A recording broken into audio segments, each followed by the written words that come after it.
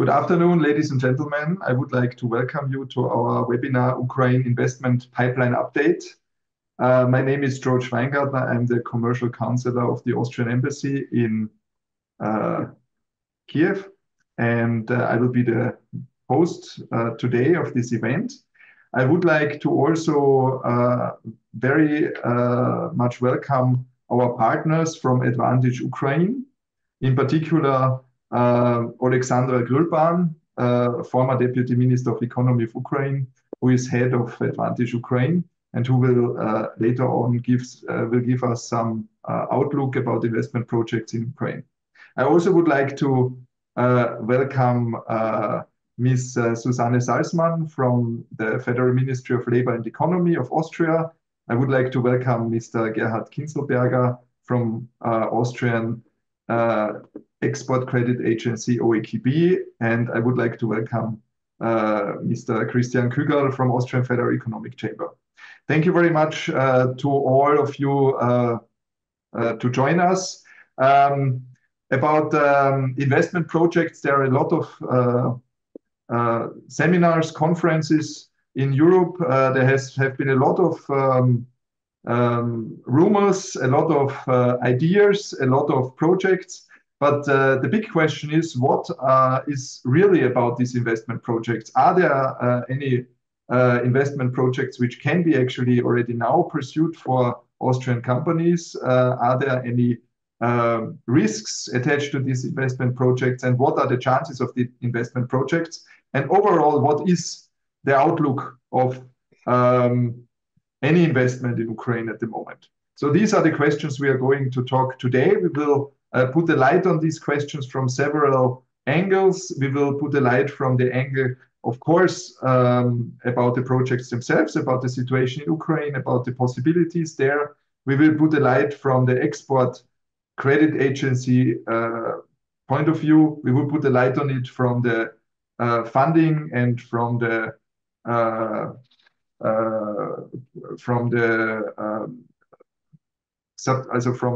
support side, how Austrian companies can be supported in these types of activities. With this, I would like to ask our first speaker, Ms. Susanne Salzmann. She is head of Eastern Europe, Central Asia, and Go International in the Federal Ministry of Labor and Economy. And please, Ms. Salzmann, the floor is yours. Thank you. First of all, a warm welcome to everybody. And Georg, thank you very much for organizing this event. Let me start with a few words about Austria's foreign trade policy. Austria is a small, open economy, and foreign trade plays a very important role for us. Exports are a key driver of our growth, employment, and prosperity. In fact, more than a third of goods and services produced in Austria are sold abroad, and more than 1.2 million jobs in Austria are coupled to its export economy. On a per capita basis, Austria is one of the top 10 exporting countries in the world. Against this background, it is of utmost importance for us to provide the best possible support for the development of our foreign trade, and especially for our internationally active Austrian companies. For this purpose, our ministry, together with the Austrian Federal Economic Chamber, has launched the so-called Internationalization Initiative, Go International. Since 2003, Go International has been a central instrument for opening up new markets and for intensifying already existing international relations. In the current period, which started earlier this year in April and lasts till 27, our ministry provides 51.2 million euro for the implementation of Go International. Go International offers a comprehensive support in the form of direct funding, events, information, and personal counseling. During the last period, it was from April 21 to March 23, more than 10,000 Austrian companies were supported, and a total of 1,634 requests for financial support were granted. Altogether, since 2003, more than 43,000 companies in Austria have been supported by Go International. We're very proud of this. Currently, an emerging topic and a new focus of Go International is the participation of Austrian companies in the reconstruction of Ukraine. And in this respect, we support Austrian companies concerning international tenders and projects. I will now pass on to my colleague from the Federal Economic Chamber, Mr. Kyjiw. He's going to talk about this topic in detail. Thank you very much for your attention. Thank you, Mrs. Salzman. Good afternoon, ladies and gentlemen. I'm very happy to be here to present the Ukraine focus, the special grant for supporting project business in the Ukraine on behalf of the Austrian Federal Economic Chamber, who is responsible for managing this joint effort of the Ministry of Labor and Economy and of the Austrian Federal Economic Chamber. Okay, what is this grant all about? We would like to encourage Austrian companies, especially small and medium-sized companies, to take part in tenders, in projects in the Ukraine, be it, of course, public projects on the one side, but also private projects with some public purpose. Think about an airfield or an airport managed by a company, any kind of project that actually supports the public in the Ukraine. These private projects, if we would like to support to fund it, then it should be under supervision and should be handled according to international procurement standards. What do we subsidize? What is what will be supported? So eligible costs are usually consulting services. Everything you need for taking part in a tender, be it a proposal, some research, the purchase of project-related information as a whole. Also marketing costs or travel expenses or training costs up to certain limits. So we basically co-finance 50% of eligible costs to a maximum payout of 15,000 euros. And one of the preconditions is that the Austrian company is new to a project, not like a project that they take part for a previous time. There are basic requirements for all the grants under this scheme Go International. The members who can, the companies who can apply have to be Austrian companies, so they usually are active members of the Austrian Federal Economic Chamber. Again, it is a co-financing scheme.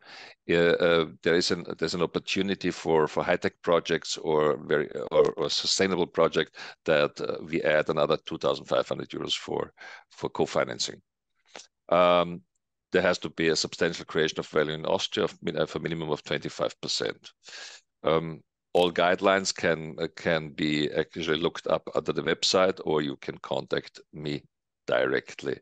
Thank you very much for your attention, and I hand back to Georg Weingartner. Thank you very much, Susanne. Thank you very much, Christian. I would just like to mention one more thing. We got already 2 questions in the chat. You are very heartily invited to also have any questions which you have, and we will afterwards attend to them with our speakers. I would suggest that we, for the time being now, are sticking to our schedule, so to get a first overview and then just go to the questions afterwards. But we, of course, will keep these questions. I would now like to ask Gerhard Kinzelberger from our Austrian OEKB Export Guarantees Export Credit Agency to take the floor. As you all are surely aware, risk insurance in Ukraine is an essential field. One of the 2 questions is actually about this issue, and Gerhard for sure will give us some insights on this. Gerhard, the floor is yours. Thank you. Thank you very much.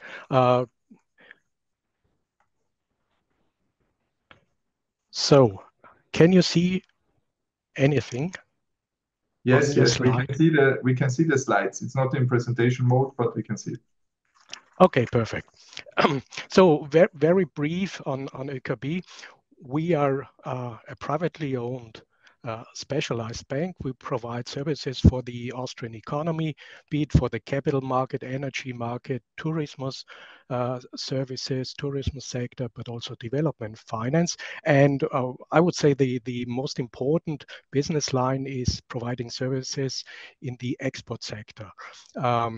ÖKB provides export guarantees on behalf of the Republic of Austria, and we offer financing to domestic and foreign banks.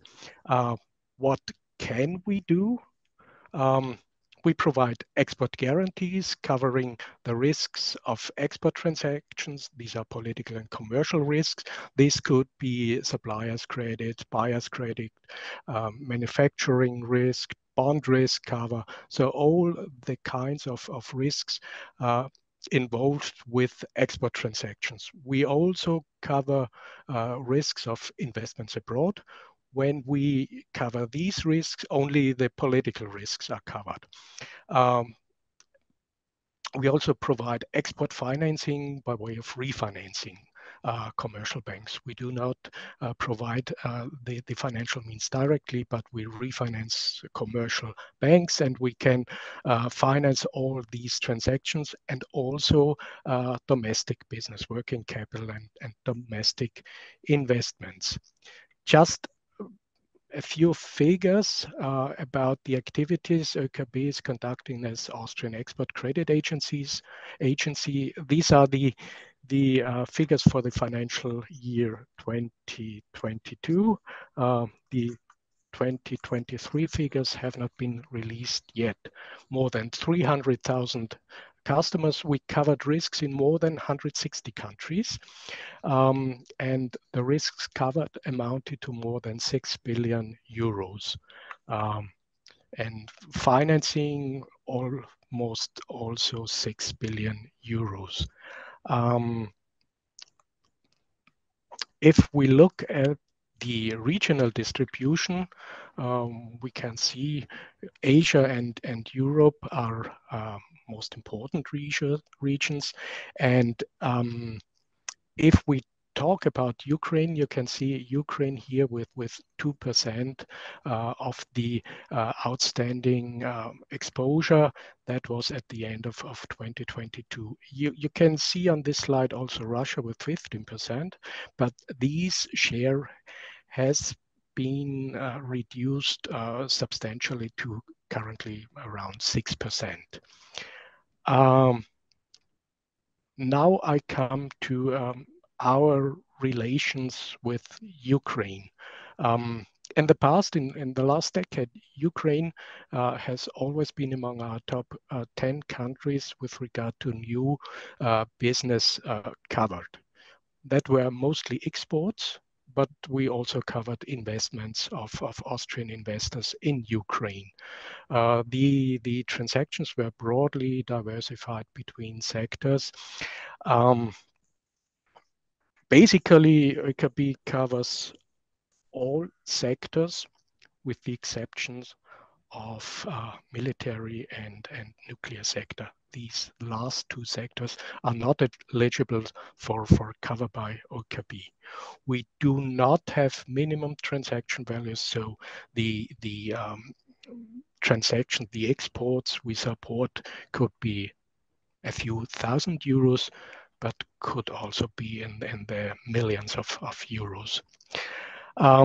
This 2% of exposure outstanding at the end of 2022 were roughly 190 million euros. Then came the 24th February 2022. We went off cover for Ukraine, completely off cover for Ukraine, as we also did for Russia and Belarus. Then cover was resumed in October 2022. And then, since then, we extended our cover possibilities in small steps. So what can we cover today? when business with Ukraine is concerned. We can cover exports and investments up to 5 million euros. We can cover tenors up to 3 years. We can only cover, and that's important, private buyers or state-owned enterprises with a good credit rating. We have a maximum percentage of cover for political and commercial risks of 90%. As you may know, for other countries, we have political risk cover of 100%. For Ukraine, it's 90%. We do not cover regions like Donetsk, Luhansk, Kherson, Zaporizhia, Crimea, and also areas close to war. Ukraine is categorized in the OECD system in country category 7 with the premium rate for insurance, which is associated with country category 7. What have we covered since we reopened in October 2022? Until now, some 50 transactions. These were small transactions, were of course with private buyers, mostly with very short payment terms. The intention of our cover policy, which is based on the acceptability of the risk, is to be able to support business relationships which have been there for many years, to support transactions which are important for Ukraine, which are important to keep on running the country, so to say, even if the overall amount is quite moderate. We think with these 50 transactions we have supported, we provided benefits for the Ukrainian buyers, but also for the Austrian exporters who were able to keep their relations up. And so far, the experience has been very positive with these transactions we covered. When we are talking about Ukraine, of course, risk and which risks do we cover is an important issue. When I'm talking about political risks, we mean with political risk the risk of war, of revolution, of damage due to war. We also include in our definition of political risks the non-payment by a government or governmental organization, the non-convertibility and non-transferability of foreign currency. And in case of investments, we also include the risk of expropriation. These are basically the political risks we cover in general and also in the case of Ukraine. Commercial risks are the risks of payment delays and non-payment by the private debtor and the risk of insolvency. So these are basically the risks we can cover in relation to Ukraine. As I said, these are small transactions with private buyers. To give you kind of an outlook, because we all know that Ukraine has massive needs for investments. We are, of course, thinking how we could do more for Ukraine, but also for our exporters. And in this regard, I would like to mention that in autumn, the Austrian Parliament paved the way for the possibility to provide support for business with Ukraine, which goes beyond what we can cover today. You know, the situation in Ukraine is special, and that also means that special facilities are needed, because we are obliged to provide our cover on usual normal terms on the basis of breaking even, and on the basis of the acceptability of the risk. And since Ukraine is different, this possibility was enabled by the Austrian Parliament, and we are currently in very intense discussions with the Ministry of Finance to make this new possibilities workable. We are discussing and considering the modalities of this new special facilities, and we hope and are confident that the Minister of Finance will be able to provide details of this facilities and the modalities for utilization of this facility by the end of the first quarter or beginning of the second quarter. This will be an additional possibility to support business of Austrian exporters and investors with Ukraine, which goes beyond what you can see on the screen and what we can cover today. So that's what I wanted to share with you, and I'll give back the floor to Georg. Thank you very much, Gerhard. Thank you for the presentation. There are some questions about particular export guarantee issues, which we later on will address. I would now like to welcome Alexander Gröban. As I already mentioned, he is the former Deputy Minister of Economy of Ukraine, and he has been leading in the establishment of the Ukraine Development Fund since the very beginning, and has collaborated with major capital market players such as BlackRock or JP Morgan.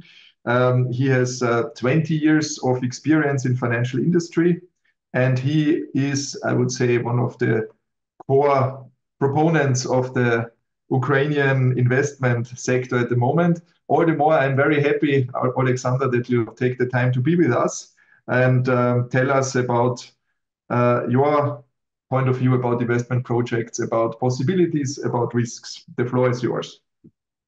Thank you, Georg, and thank you. I would like to thank all the Austrian colleagues that are here together with us. I think that we're making together like enormous input into development of Austrian-Ukrainian relations, and it's extremely important for us. And you know that this importance is always, you know, like is declared on the highest levels as well, is that the private sector engagement happens, is that the private sector representatives start to cooperate together, and that is all, of course, should be facilitated by the governments.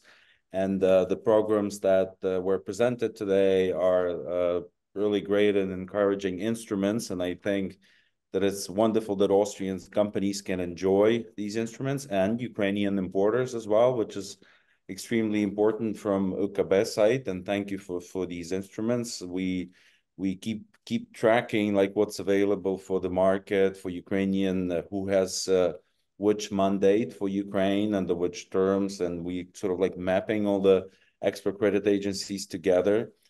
And again, using the opportunity, I would encourage ÖKB also to consider the midterm and long-term coverages, like maybe up to 14 years as the OECD procedures allow and provide.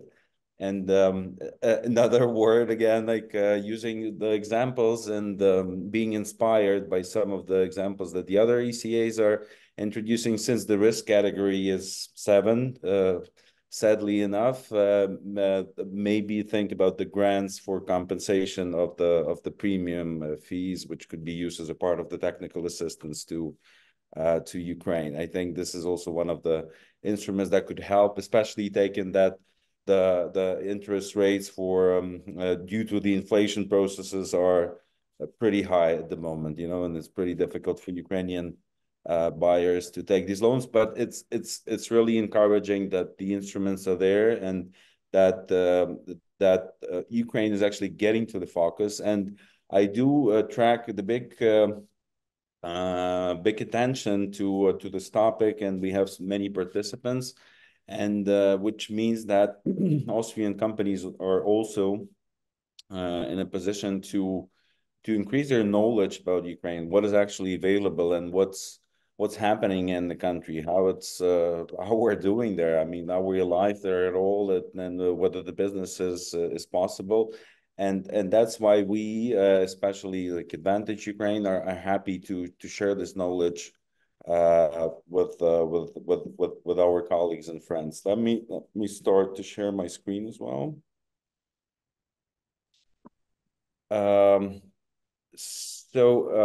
Advantage Ukraine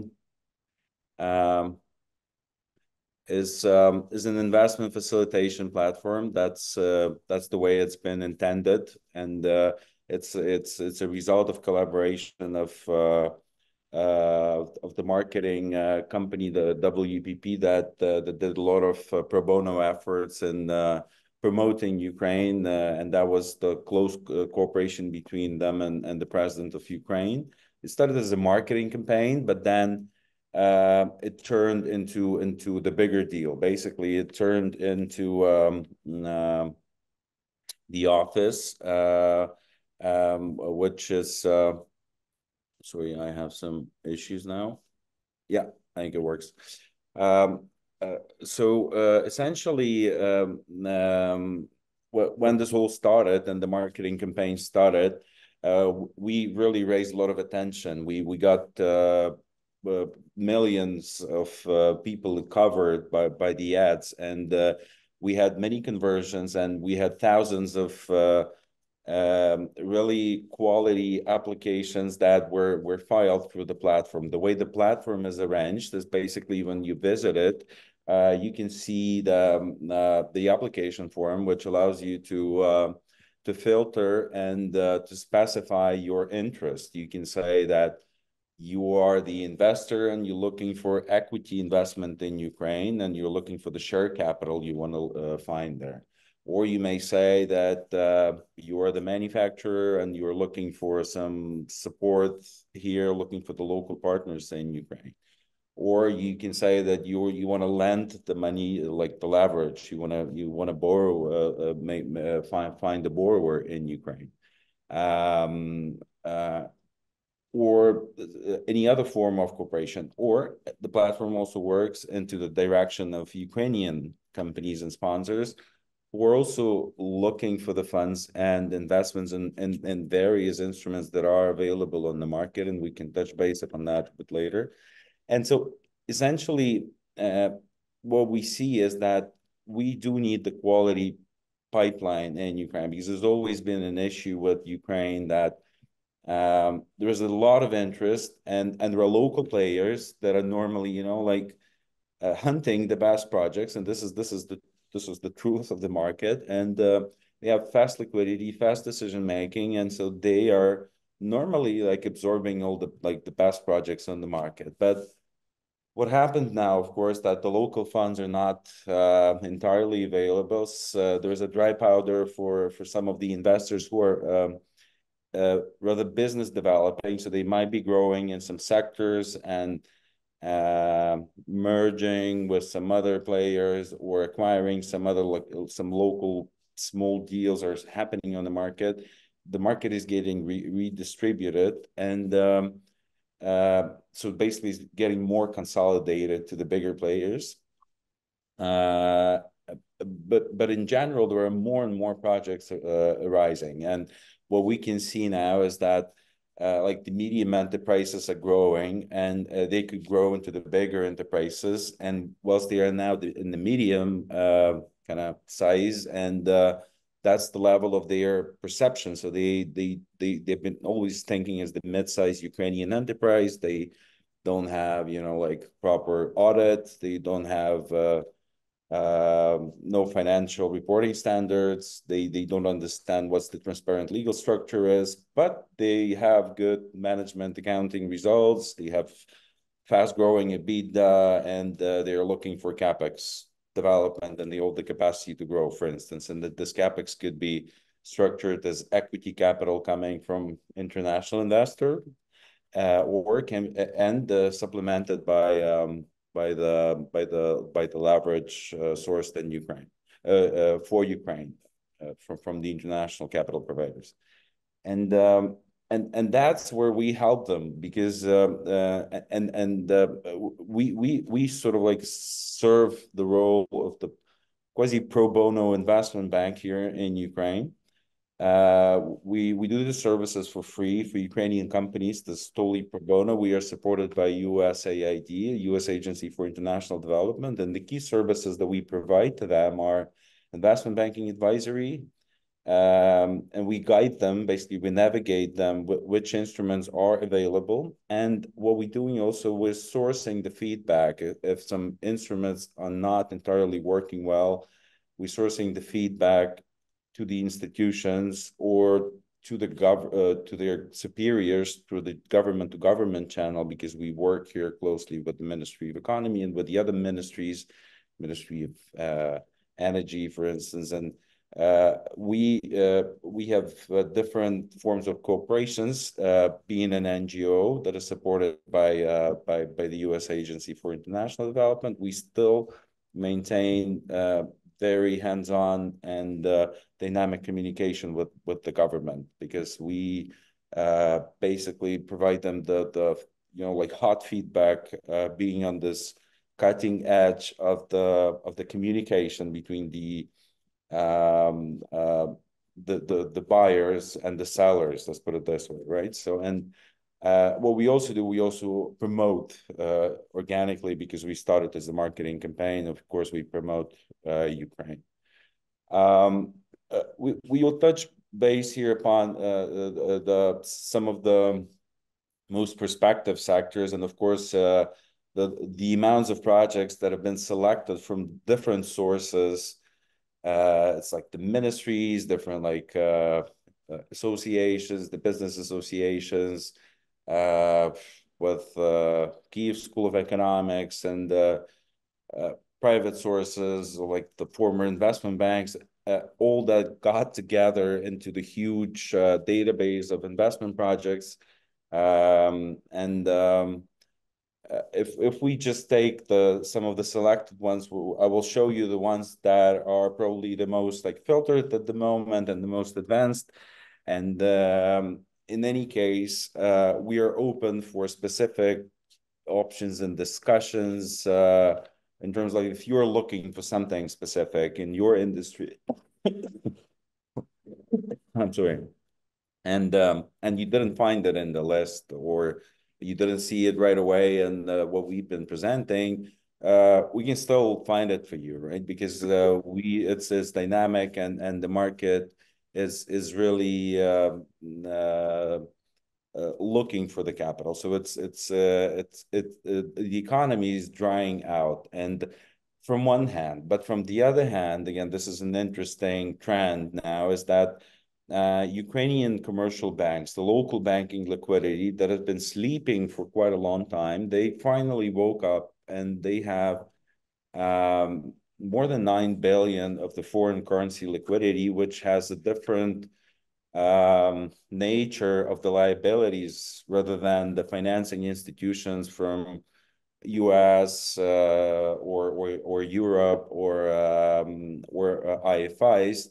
They're all guided by the floating rates like SOFR or like Euribor, so which are now skyrocketing. I mean, due to the inflation processes, the SOFR now is like 6% per annum, and then if we add 3% of the financial institution margin, and then some other management fees, commitment fees, et cetera, et cetera. So we get to the 10% effective rate. Everybody knows it's going to go down in the future because the inflation cannot be last forever. That's like the economic cycle. And unfortunately, we'll all face next economic crisis rather soon, I suppose. I am not Nostradamus, but I think it eventually might happen. And so if it happens, then normally the refinancing rates go like dramatically down in order to fuel the economy back with liquidity. And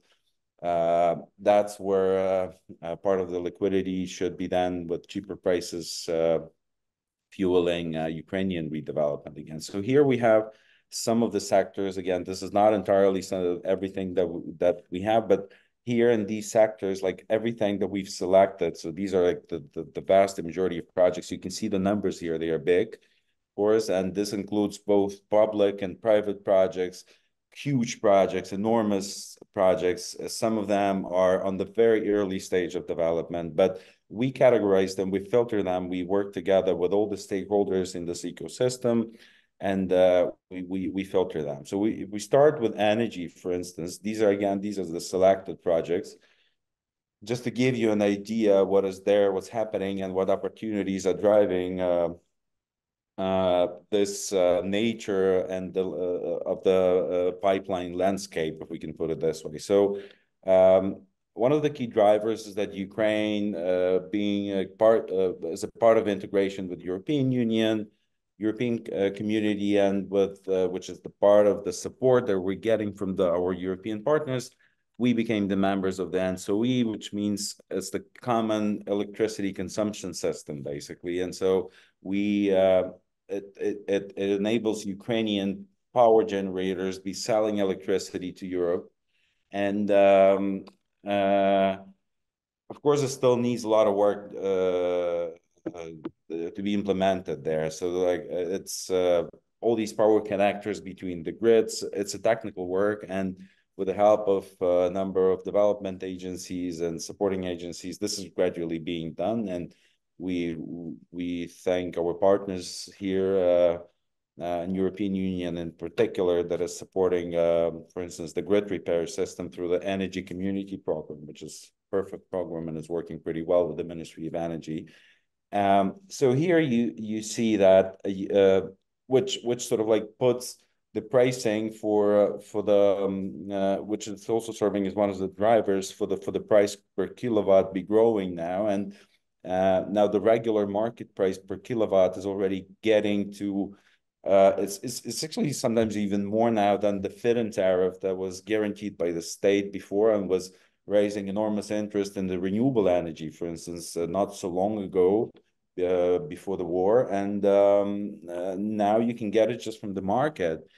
And we do understand that the financing institutions start perceiving this as a regular and solid trend, because the likelihood that the price for electricity is going to go down is low, so it's more likely to go up.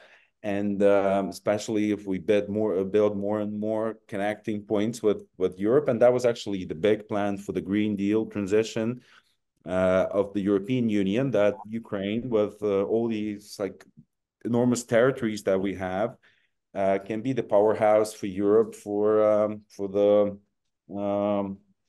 renewable energy. But if you fuel it to the network, to the grid, it's causing enormous imbalances, and whoever's from the energy sector understands what I'm talking about. And then the grid operator requires sort of like auxiliary services to balance it. And there are a couple of types of the balancing capacities that are required. And normally it's either the energy storage, or it's the fast maneuvering, like gas to power generation, which sort of like switches on in a minute, and whenever the wind slows down or the sun goes down at night, the fast maneuvering generation is being integrated into the system, and it can be working for like a couple of days in the months. But then whoever provides it is being paid regularly just for making it available. So this is like one of the options. The energy storage can serve similar system. Like it can be serving the similar purpose. And so these are big opportunities. Of course, oil and gas upstream, huge opportunities in Ukraine, but this industry, unfortunately, doesn't really enjoy a lot of support from financial institutions, and whatever is associated with petrochemicals is very difficult now, and it's only equity deals. So whoever is interested, there are, interestingly enough, small tickets, like relatively in these sectors. There are bigger tickets. There are some ideas about funds with private licenses. So there is a big interest here. Methane as well. So this is also a promising one, including all the agriculture that is in the system. Can be easily turned into biomethane, and bioethanol, of course. It's also it's becoming not so green recently in Europe, but it's still green in US, and there are a number of US investors who are considering to come. And there's a specific project here that was verified by us also for like $40 million. Wind energy projects, solar energy, again, oil and gas downstream. This is a big project, interesting one. And well, the private gas wells, small hydro power stations. So these are, again, this is just some of the selected projects that we've chosen. Transport and logistics, also the big opportunity, and it's obvious because Ukraine is becoming more and more integrated with in cooperation with Europe, and Ukraine is becoming more and more dependent now in this stage on the import, and of course export plays the great role for us. And the closer we get with European Union, the more the industry is going to be growing. So here we have a couple of growing 3PL operators. We have warehouse complexes that could be like serving as separate investment opportunities. Again, dry ports. This is a topical one because of the bottlenecks on the sea transportation. I think I have some background noise. Sorry. Yeah, these are like typical and hot for the market now. And again, Ukraine became a member of these. So we've signed a number of agreements for integration with the European systems.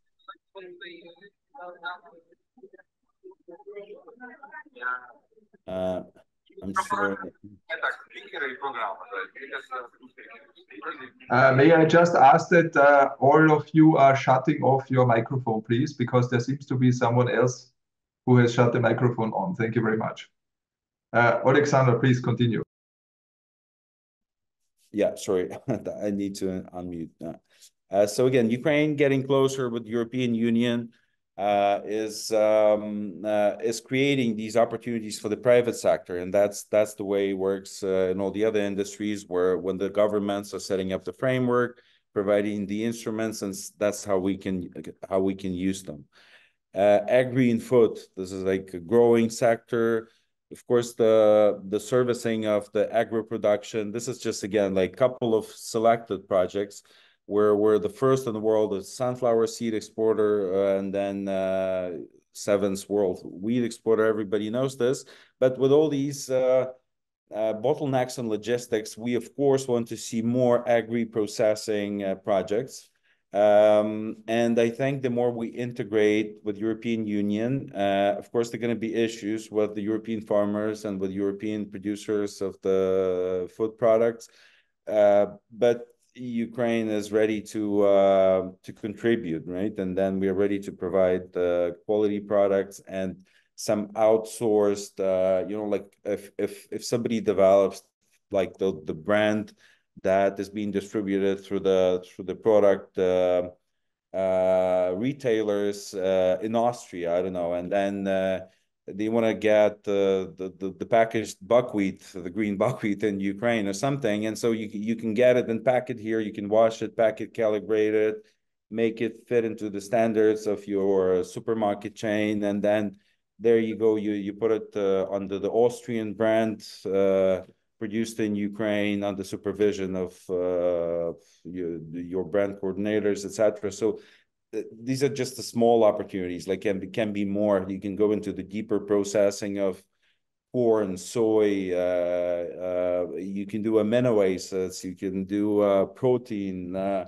You can develop various, like you can, like the bioethanol as well is also coming from the bioethanol is also coming from corn again. So this is the product can be generated there. And okay, the building materials is also extremely promising sector. Of course, everybody understands why, because it's growing, and there needs to be a lot of rebuilding efforts undertaken, and there are a couple of like core elements of the system that could be outsourced and produced in Ukraine due to the well positioning in terms of value chain components. For instance, for the float glass plant, which is rather complex, and Ukraine's never had it, and it can accommodate at least 3 float glass plants based on our expectations on the further rebuilding, and that, of course, is correlated with the numbers of the World Bank and the RDNA. And now, you know, the RDNA 3 is already in progress, and we're going to soon know the new number. Sadly enough, it's growing, and but it's obvious. So again, like we have here 2 float glass plants that one of them is like extremely ready for build, and with equity contribution coming from the sponsor in Ukraine. Again, like projects are selected here randomly, and so you have the basalt materials, or like for instance, we have the foam concrete producer that is looking for the financing. They don't look for the equity though, but they are just looking for the financing, and we are bringing them through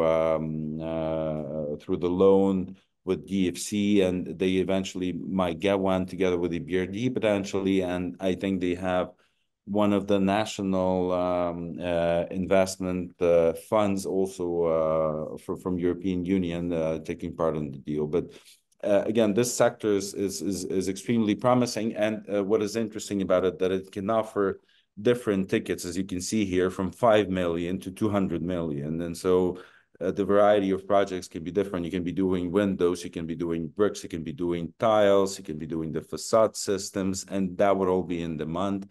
And the mathematics there is simple, because whatever doesn't make sense of transportation with all these bottlenecks and stuff, and can be produced here in Ukraine from local materials, and it makes sense to do it here. Get the insurance from OKB, you know, and get the financing together with a local partner here in Ukraine who's going to take care of all the permits, and it's going to give you the ready-to-build site with a turnkey solution, which will be bankable. I mean, both sponsor of the projects and the project itself.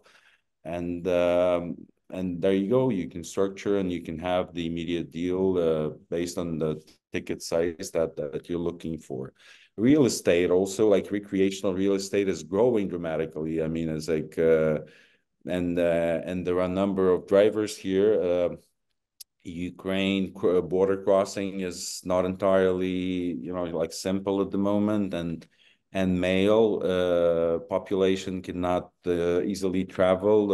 A number of people who are engaged in some professional international cooperation, they can, and they normally go for business trips, and being or the critical companies that are contributing to the economic development, they are being reserved from army mobilization. But other than that, people are restricted to travel, and so the internal tourism is growing dramatically. I mean, it's Western Ukraine, Carpathians, and I've never seen so much real estate development there, and they're already turning it into the regular business. Like you probably heard, we have like rather big ski resort there. It's called Bukovel, and I think it's even bigger than the ski resorts in Poland and Slovakia, and so which makes it interesting for these neighboring countries to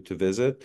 And we have very solid plans, and they're already confirmed with equity investment from the other big player on the market is Galnaftogaz.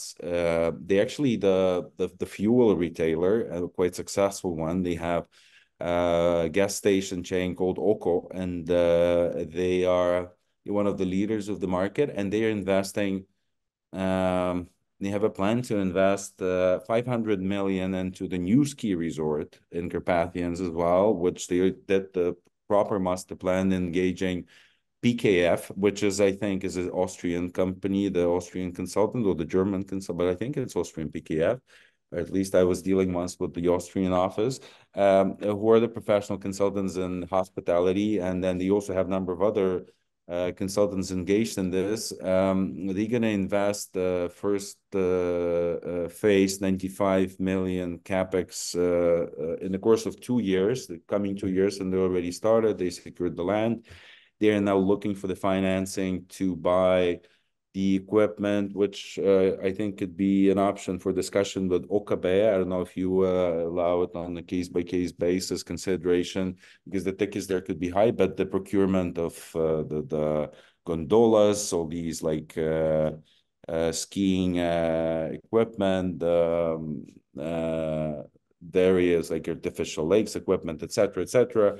So they will be doing all that with 95 million capex, and they immediately kind of create the ecosystem for the new hospitality development there, and then they phase it already in stages. So they have a spot zoned for the 3-star hotels, then they have a spot zoned for the 4-star hotels, then they have a spot for the apartment hotels, which is also like the big interesting niche now in Ukraine, because there you can get number of small private investors. They be investing 100 to 200,000 euro ticket together with you, buying these apartments, which you can immediately set out to the booking or other services.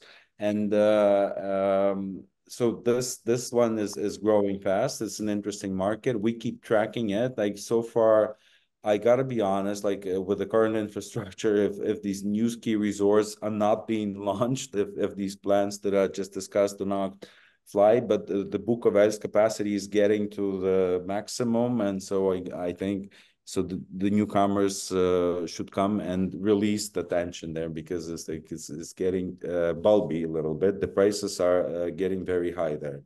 Some apartment complexes are getting to $5,000 per square meter, which doesn't make any sense to me. I don't see why people could be buying this at this price, but at least the prices could be like that. Then, of course, there are a number of other projects, office centers as well. Some of them are distressed with the big vacancies. Some development projects could be possible. I don't know if somebody's interested in that. And then we had it in the separate logistics section, but the industrial real estate with warehouses is extremely in the demand, and the rate is growing, although it cannot grow too much for the warehouses. I mean, it's not €4 now; it's getting more like 6 and sometimes 7 euros a meter.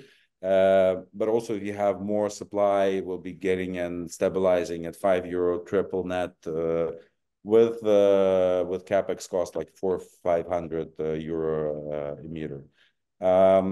So that was like roughly and briefly in the nutshell. And we have more opportunities. We have like different sections. For instance, in technologies, we have a tech division that is dealing with venture capital funds. working here closely with Ukrainian Startup Fund, with different programs of European Innovation and Technological Institute, for Innovations and Technologies, European Innovation Council, these different programs. We also helping Ukrainian companies to secure not only financing from different sources, as I mentioned, from like development finance institutions, investment finance institutions. We work closely with all the ECAs and commercial banks. Of course, like commercial banks that currently don't work without the ECA coverage. This we just got to admit it. But we also increase our spectrum all the time, and we're looking for the different other sources of capital, and are also providing the review of essentially any industry that you might get interested in Ukraine. We didn't touch upon like mineral resources. Like there is a huge opportunity in that sphere. If somebody's interested in extracting, I don't know, like lithium, uranium, graphite. These are big opportunities. I mean, but these are also big tickets. These are feasibility studies, 10, 20 million worth. And but there is an opportunity for the Austrian companies to contribute into like maybe servicing it. And if it can be perfect scheme for the buyer's credit, hitting the big tickets as well. I don't know if there are any restrictions for the mining from Okabe in particular, but this could also be an interesting option for the investment. Again, what we track as a trend here is the risk sharing and sort of like the blended finance. So if we're talking, we are talking essentially with anybody who has any mandate for Ukraine for the financing now, and they're all eager to work together now, because it's like it means that they be sharing risk, that the likelihood of the financing is increasing, that the positive decision making is becoming more possible, and you now see deals like DFC together with EBRD, and then some ECA can also join there, or IFC can also jump into the syndicate. And then if you have ECA with commercial bank, you can normally see IFI also joining as a co-financing body to it. And ideally that should all be insured either by the local ECA or by institutions like MIGA, you know, or luckily EBRD can eventually sometime get to the war risk insurance. There is an instrument of the war risk insurance in Ukraine provided by the local ECA. Unfortunately, due to the small scale and the share capital of the local ECA, it's rather limited. But again, I encourage UKB to consider maybe some collaboration with the local ECA, like, you know, do the common program where they can take some portion of the risk, you can take some portion of the risk. Their portion of the risk is guaranteed by their share capital provided by the sovereign, by the government. And they are now closely working on getting their credit rating. They are not mature enough, but I think they actually became mature enough now to get it now. And they will surely get it, and they start doing the financing reporting standards on the international. So there could be opportunities here as well. And basically, we are happy to satisfy any application, any requirement. So if you have specific questions on specific industries, you can visit the website. You can use the platform. It's very easy. You can also outreach to the email that is listed here, Invest and Advantage Ukraine, and then you can specify whatever you're looking for, and we'll be happy to help. And again, as I also mentioned, we're helping not only buyers and investors or the lenders, but we're also helping companies that are just looking for the solid partners, like the contractors, for instance. Like there is a huge market for the infrastructure projects to be implemented with international financing, And with Ukraine facility, we hope that we all know it's going to grow. And if some international companies are looking for the verified subcontractors, partners, vendors in Ukraine, we're also having this database. And like, you don't have to communicate separately to different business associations. You can talk to us, and we can talk to anybody here, from associate like American Chamber of Commerce, European Business Association, Austrian, Ukrainian Chamber of Commerce, different cooperation types, and then specific industry-based associations.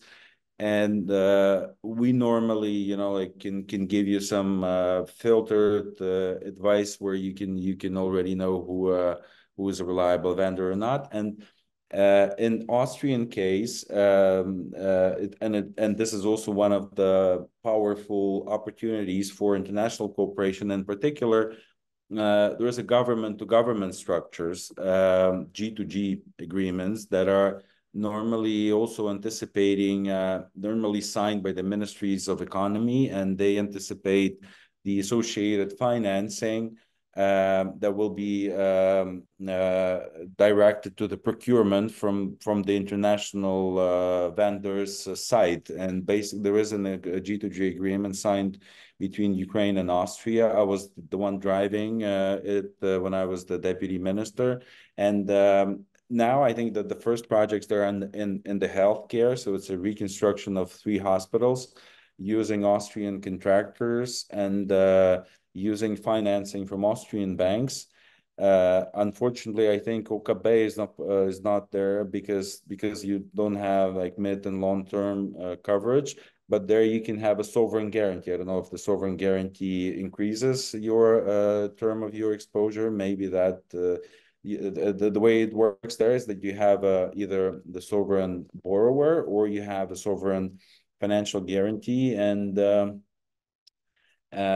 then Austrian contractors and suppliers are used in this. And if they're looking for reliable partners to help them implement the project here in Ukraine, we're also happy to help. So we are open for any type of communication. And I hope I didn't bore you too much. And I was trying to be like short. And if you have any specific questions, I'm more than happy to answer. Thank you very much, Alexander. Thank you for the interesting presentation. We will definitely work closer together with your organization and with yourself when we will devise any projects with our Joint Economic Commission, which you were already mentioning, and also in other purposes, let's say, where we can see it fit. Anyway, we would like to continue to have a second edition of this type of webinar in the second half of this year. So perhaps we can also see then in which sectors the projects have evolved in a certain way, what circumstances, what types of other issues have emerged, which might be interesting to our companies who want to get an overview about the project situation in Ukraine. And I also would just mention once more that Alexander and Advantage Ukraine really, they have an overview about projects which are really, as was already mentioned, very well worked out, which are actually substantial projects. And if you have any issues, please just get in touch with him or with us, and then we direct it to Alexander and his organization. I just would like to get to a few questions. We are already 50 minutes over time, but I want to still get to some of those questions because I think they're quite interesting. We will not take too long for that. So to answer these questions, please just a few sentences for everyone. The first one was already answered by our colleague from OEKB about defense projects. The second one is a question: is it dangerous at the current time to go to Ukraine? Alexander, could you have a few? It depends on which part of Ukraine you're going. So if you're getting closer to the battlefront, of course, it's dangerous. And then there's a special regime and security there. But other than that, if you go to Kyjiw and or central regions or more to the west, it's more and more safe, and the air defense systems are working well. Like today in the morning, all the missiles were hit. We had the missile alert from 5 to 7 a.m. I had to sleep in the garage and parking, but still, you're getting used to it. But again, here, the bomb shelters are equipped. It's all safe, and now even like I don't know, Georg, if you were mentioning this in some private conversations, and then you said you will be showing this map from National Defense and Security Council that. National Security and Defense Council that basically shows how the Ukraine is colored in terms of cases that already happened. I mean, where the missiles hit or something happened, and then you can clearly see the trend. And the way the intention is that they want to launch this map, make it available for the authorized users that will show the details of Ukraine as close as the neighborhood. Unfortunately, I don't have it with me. I don't know if maybe you have it, you can show it. But basically, it's colored from red to green, and orange and yellow. And then you can clearly see the trend that whoever's closer to the critical infrastructure, something, then it's red. But other than that, the 95% of the territory is safe. I mean, it's like, and then you can clearly see this trend. And you can come to Ukraine without any worries. Like again, Kyjiw, Lviv, and central Ukraine. You want to travel, see the objects. You just need to pass to this. It's like washing hands now. You know, if you hear the siren, just go to the basement. And it's safe, and it gives you 99.9% safety. And then once it's over, you get back to work, and you can continue working in all these shelters because they're getting more and more equipped with Wi-Fi's, and so. Okay, thank you very much. There are some. The next question is actually about a particular plant. Andre, I would suggest that, I mean, we already are in touch with this. Perhaps you can directly send this question afterwards to Alexander by email, and then he can just tell you directly if Alexander is agreeing with this. There is a question about the currency control regime in Ukraine. Is it possible to send hryvnia or euro back to Austria? Alexander, can you just say a few words? It is possible for the new intercompany loan. So if you're introducing bringing euros to Ukraine under the intercompany loan now, or even I think the expatriation of the dividends, but whatever is coming as a new injection, starting from end of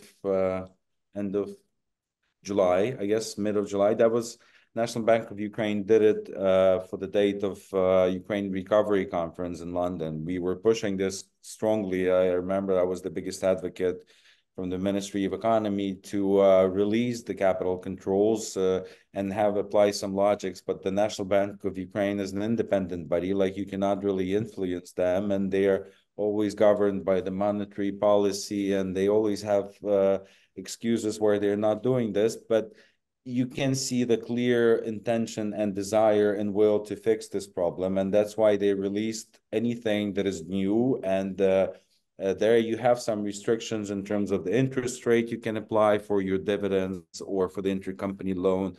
There are some limitations for the repayment of the principal or your investment. So I think you cannot bring it for 2 years or 3 years, and then you can start repaying it after 3 years, and then you can still be paying your accurate interest on this. So you can see this on the regular. We can help this with this if needed. But whatever was happening in the past is a big problem, and everybody knows about this. And there's a lot of tension about around it. And the National Bank of Ukraine, I can assure you that they're working on it. But the more we have specific cases that where the companies are held and they cannot get their dividends or investments back because of these capital controls, or they cannot get the money that they lent or guaranteed. I'm sure OKB also has these cases where they cannot get some of the loans that were guaranteed by OKB might not be serviced that were guaranteed by in the past. I don't know. Maybe I'm wrong, but I know a couple of ECAs that do have issues, and their loans are not serviced because of this capital control. And National Bank of Ukraine does understand this issue. So if you have specific questions and specific cases, send them to us. We collect them and we address them to the National Bank of Ukraine, and we use this as an additional argument why this needs to be fixed faster. Thank you. Then there is one short question. Gerhard, could you say something about the financing of agricultural technologies, please?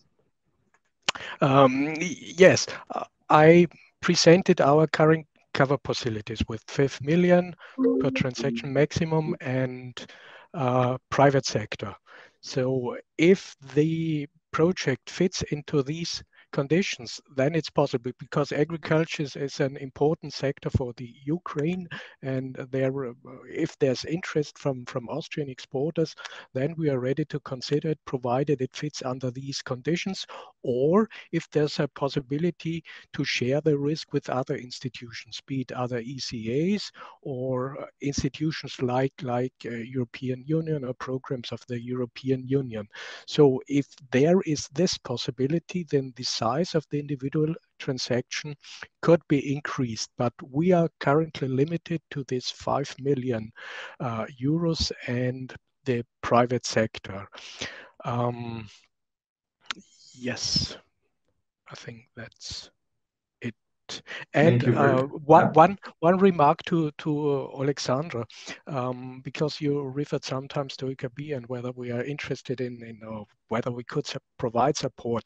One important issue is that we need an Austrian exporter to be able to step in. So if there's no Austrian exporter, we cannot provide support, and we cannot give support to a project you mentioned in your presentation. So the first issue is that there's an Austrian exporter interested in such a project, and then the project must fit into our conditions. But as I have seen, there are some transactions, some projects which could fit into these conditions.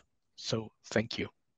Thank you very much. Due to time restraints, I would suggest that those particular questions which are really directed towards a particular issue, please write them to Alexandra directly, because there have been some questions which are about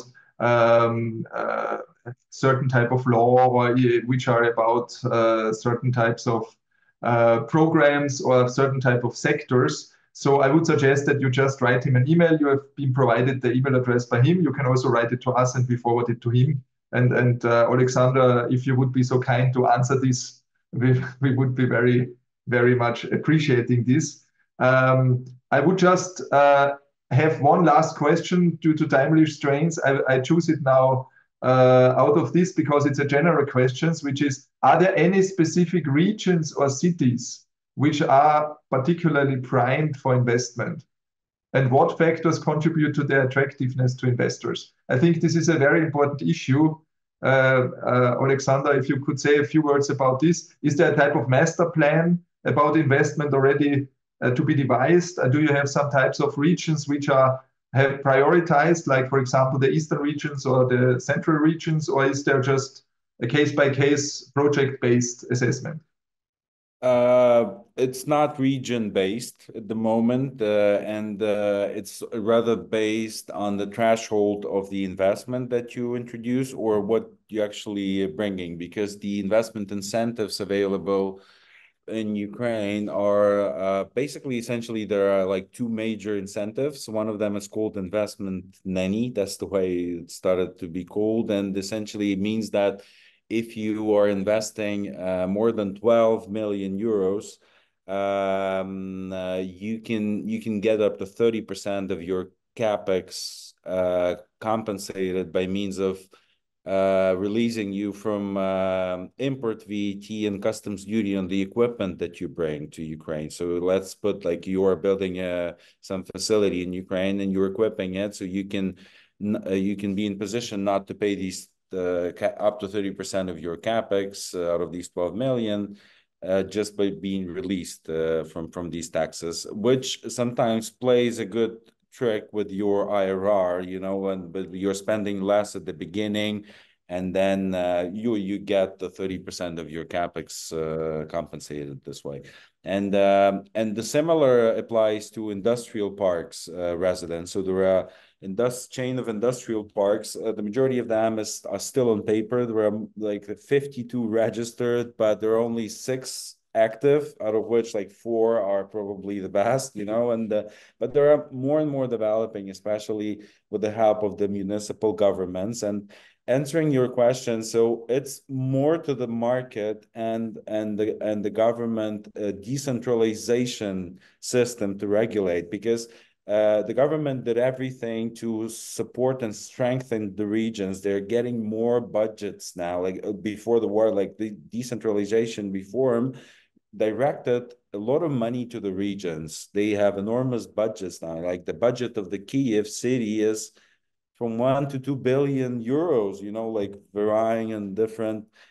So it's a big budget for, like, compared to what we had before. It might be not so big compared to Vienna, for instance, but for Ukraine is a huge budget.